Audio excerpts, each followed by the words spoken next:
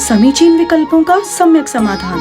सुनिए परम पूज्य श्रमण श्री सुप्रभ सागर जी महाराज के मुखारबिंद से YouTube चैनल सुप्रभ उवाच पर शुभाशीष परम पूज्य श्रमणाचार्य 108 श्री विशुद्ध सागर जी महाराज। सानिध्य श्रमण सुप्रभ सागर जी महाराज, श्रमण प्रणत सागर जी महाराज। पुणे आर्जक श्री रविंद्र जयश्री, कुमारी परिणा गहाणकर अमरावती, 100 मोक्षता राजस डोन गावकर औरंगाबाद। ओम नमः सिद्धेभ्य। नमो नमः सत्तुहितंकराय वीराय भव्याम्बुजभास्कराय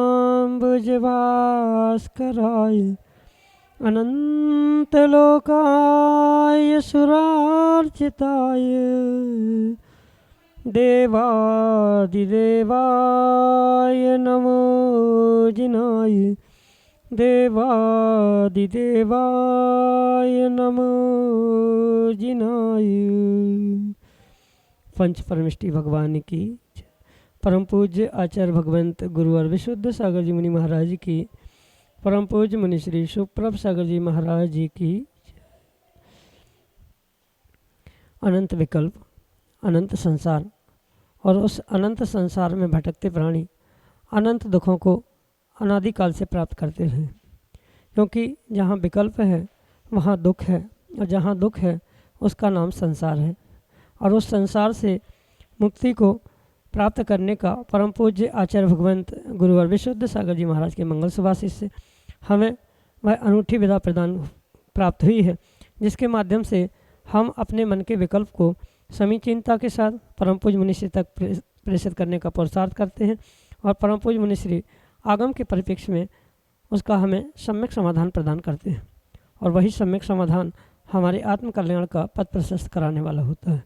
तो ऐसे आत्म कल्याण की अनूठी विधा से आप भी जुड़ते हुए अपना समीचीन विकल्प भेजने का पुरुषार्थ करें, और उसका सम्यक समाधान प्राप्त करके अंतरंग की उस आत्मिक सुख शांति को प्राप्त करें। प्रारंभ करते हैं आज का सम्यक समाधान। और आज के पहले विकल्प के लिए गुरसराय झांसी उत्तर प्रदेश से प्रमोद जैन महाराज के चरणों में बारंबार नमोस्तु निवेदित करते हुए अपना समीचीन प्रश्न रख रहे हैं कि महाराज जी, किसी भी अनुष्ठान में अभिषेक पूजन या निर्ग्रंथों को दान करने में बहुत से लोग कहते हैं कि हमने तो अनुमोदना कर ली, और तो क्या कृत कारित और अनुमोदना का फल समान रूप से प्राप्त होता है? हमारे समीचीन विकल्प का सम्यक समाधान करने की अनुकंपा करें। नमोस्तु महाराज जी, नमोस्तु। ओम नमः सिद्धम। परम पूज्य आचार्य भगवान गुरुवर विशुद्ध सागर जी महाराज की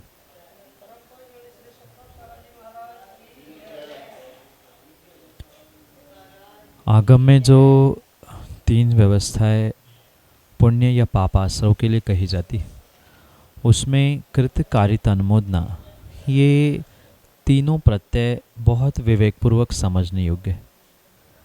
अर्थात कृत कारित और अनुमोदना से लगने वाला पुण्य या पाप का जो आश्रव है, उसमें अनेक प्रकार से वेरिएशन या अनेक प्रकार से बदलाव होने की संभावना है। कृत करने वाले को भी कई बार बहुत कम पाप लग सकता है, अनुमोदना करने वाले को कई अधिक पाप लग सकता है।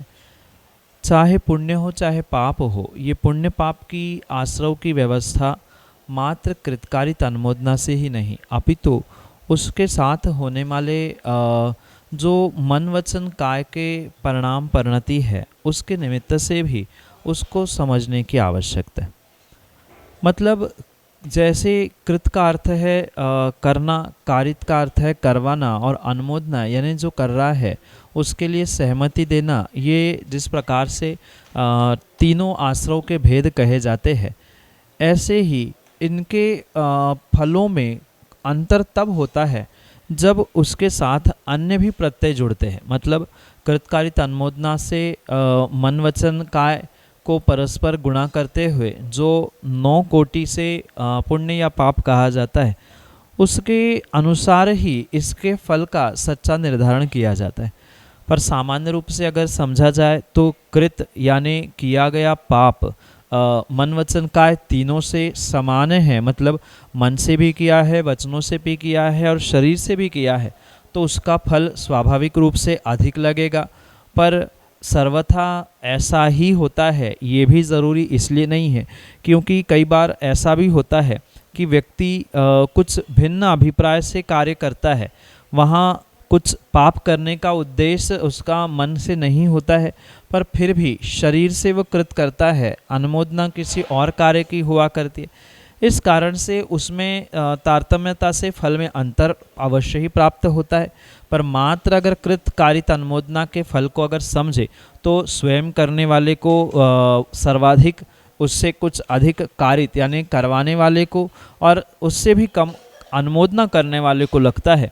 पर अगर आगम की प्रथमानियोग की व्यवस्थाओं को, मतलब प्रथमानियोग के दृष्टांतों को समझा जाए तो वहाँ करने वाले को कई बार, मतलब स्वयं कृत करने वाले को कई बार कम पाप लगा और अनुमोदना करने वाले को कई बार अधिक पाप लगा।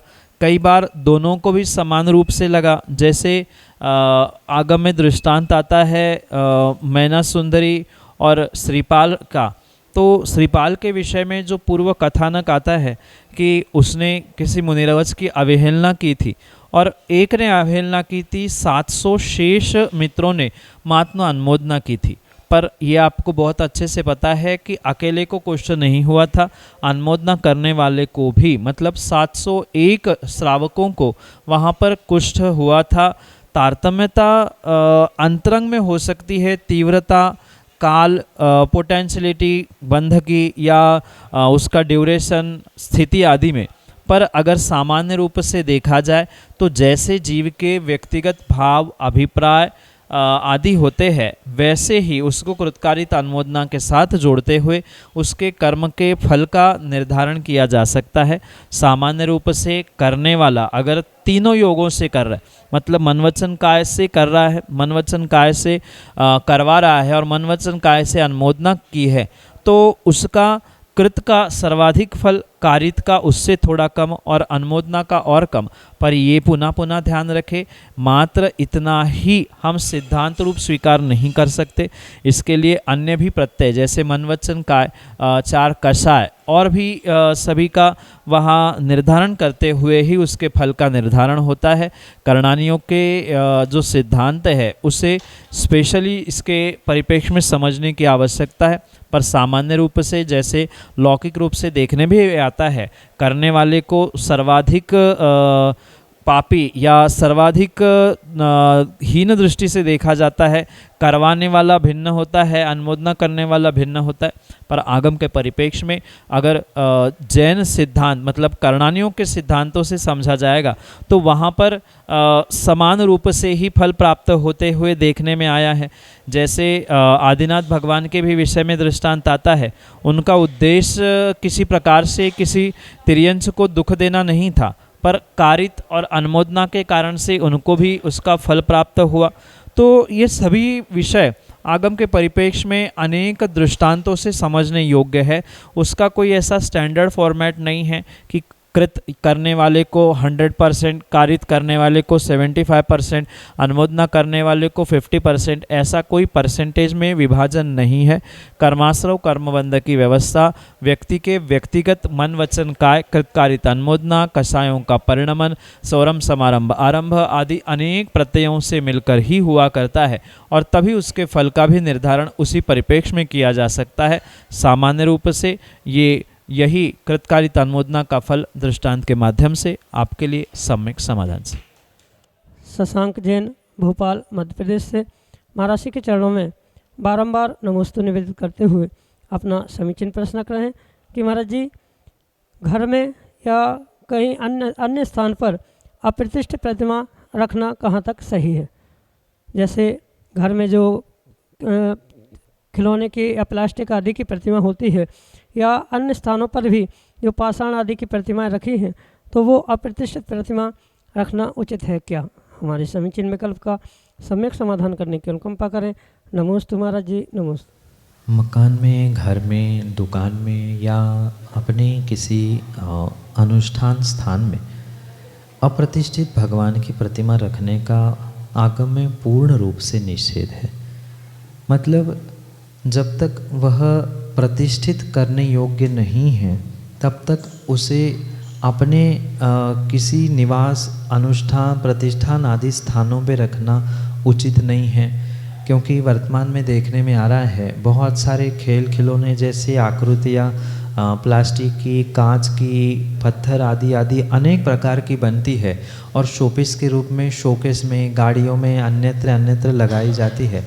तो ऐसा करना किसी भी प्रकार से उचित नहीं है। पहली बात तो ऐसी वस्तुएं खरीदनी ही नहीं चाहिए, और माना कि किसी ने दी है, खरीदी है, तो उनको किसी म्यूजियम में ही रखने की आवश्यकता है, घर, गाड़ी, दुकान आदि में नहीं रखना। फ़ोटो अगर रखी है, मतलब फ़ोटो प्लास्टिक में जड़ी हुई है, फ्रेम में लगी हुई है, तो फ़ोटो रखने में दोष नहीं है, पर तदाकार आकृति जिसकी बनी है और जो प्रतिष्ठा करने की योग्य नहीं है, जैसे कि लकड़ी हो या प्लास्टिक है, कांच है, आजकल तो वन साइडेड मात्र धातु की भी प्रतिमा दीवार पे टंगने रूप आती है, तो ये किसी भी प्रकार से घर में रखना उचित नहीं है। उससे बहुत सारी नकारात्मकता, नेगेटिविटी और दुष्परिणाम घर में, परिवार में परस्पर कलह के रूप में आपको प्राप्त होंगे ही होंगे। इसलिए जितनी जल्दी हो सके ऐसे जितने भी स्टैचू है, क्योंकि वह प्रतिमा नहीं है, वे तो मात्र स्टैचू है, ऐसे स्टैचुओं को घर में रखना उचित नहीं है।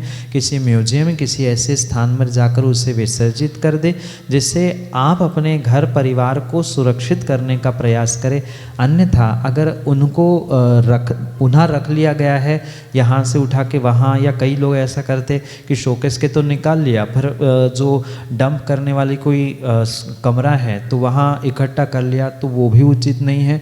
घर में ऐसी प्रतिमा, ऐसी आकृतियाँ होना उचित नहीं है। पुनः ध्यान रखें, उनकी फ़ोटो, तस्वीर आदि बड़ी सी बड़ी लगाए, उसमें कोई दोष नहीं है, पर अप्रतिष्ठित जिनबिंब, जिसे स्टैचू कहा जा सकता है, किसी भी आकार के और कितनी भी कीमती या सस्ती क्यों ना हो, उसे घर में, पूजा घर में या दुकान में, अनुष्ठानों में, गाड़ी आदि में भी लगाना उचित नहीं है। यही आपके लिए सम्यक समझ। इंदौर मध्य प्रदेश से प्रियंका जैन महाराज जी के चरणों में बारंबार नमोस्तु निवेदित करते हुए अपना समीचीन प्रश्न रख रहे हैं कि महाराज जी, जब भगवान का अभिषेक होता है तो जो गंधोदक लेते हैं, तो बहुत सारे लोग बहुत सारा गंधोदक लेकर अपने माथे पर लगाते हैं या अन्य स्थानों पर लगाते हैं, तो क्या ये उचित है एवं गंधोदक लेने की सही विधि क्या है? हमारे समीचीन विकल्प का सम्यक समाधान करने की अनुकंपा करें।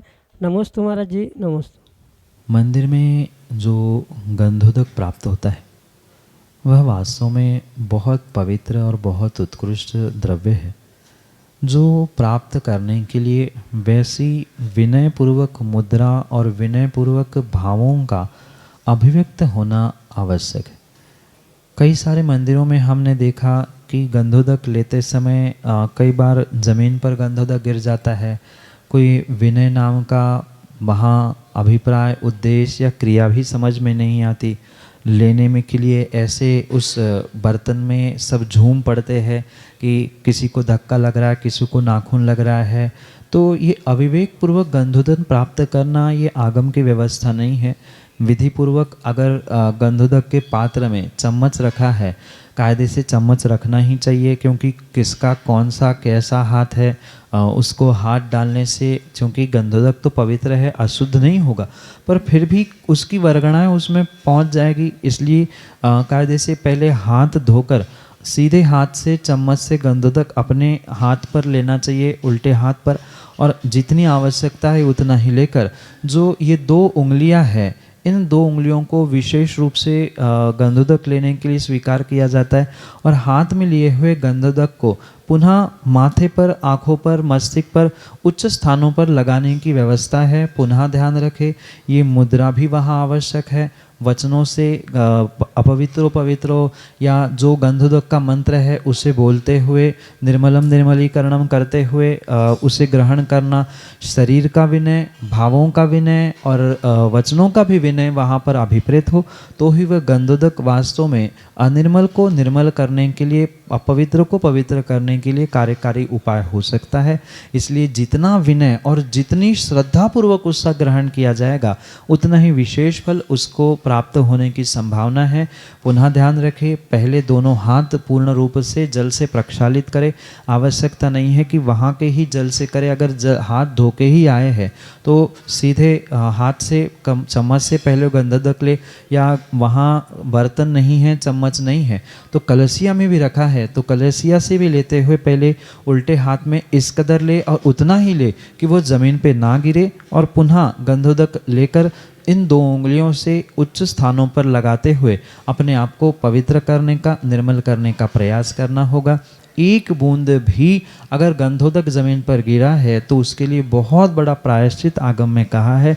इसलिए मर्यादा पूर्वक, विनय पूर्वक उसकी कहीं अवहेलना ना हो, अविनय ना हो, इस प्रकार से ही एक हाथ में लेकर दूसरे हाथ से लगाते हुए पुनः उस गंधोदक का हाथ अन्यत्र ना लग जाए, निम्न स्थानों में ना लग जाए और अविनय का या किसी अन्य प्रकार का दोष ना लगे, इसलिए हाथ धोए जाते। कई सारे त्यागी वृंद ये कहते हैं जब गंधोदक ले ही लिया, अब हाथ धोने की क्या आवश्यकता है, पहले भी नहीं धो, बाद में भी नहीं धो।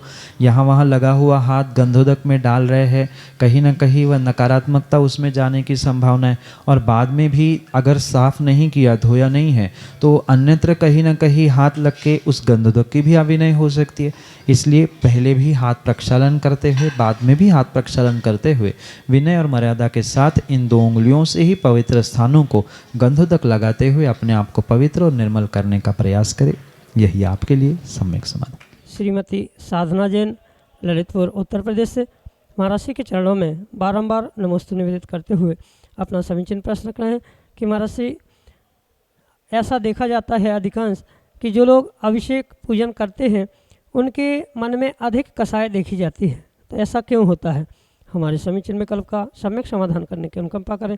नमोस्तु महाराज जी, नमोस्तु।